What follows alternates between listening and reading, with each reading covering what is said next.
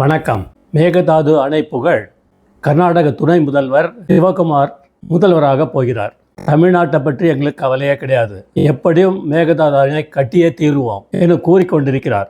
ஸ்டாலின் முதல்வராக இருந்தவரை பிரதமருக்கு கடிதம் எழுதி கொண்டே இருந்தார்.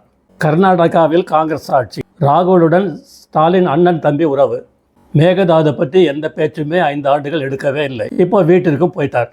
இப்போ புதிய முதல்வர் ஏதாவது செய்வார்னு பார்த்தா, நீ 8 அடி பாய்ஞ்சா நான் 16 அடி பாய்வேன் அப்படின்ற மாதிரி டெல்லிக்கு கிளம்புறதுக்கு முன்னாடி மேகதாது அணை பற்றி ஒரு கடிதம் பிரதமருக்கு எழுதி போஸ்ட் பண்ணிட்டு போயிட்டார்.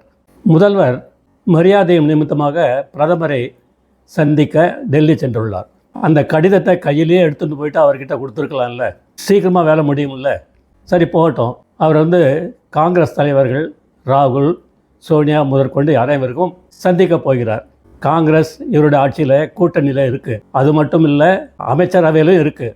ஸோ இதை வச்சு அவர் மேகதாது அணையை கட்டுவதை அவர்களிடம் பேசி நிறுத்தலாம். ஸ்டாலின் செய்யாததை சுமூகமாக பேசி அணைக்கட்டு கட்டுவதை நிறுத்தலாமே. உங்களுக்கும் நல்ல பெயர் கிடைக்கும். நீங்கள் திராவிட மாடல் ஆட்சியைப் போல ஸ்டாலினைப் போல கடிதம் எழுதி கொண்டே இருங்கள். சிவகுமார் முதல்வர் ஆனவுடன் அணைக்கட்டிற்கு பூஜை போட்டு விடுவார்.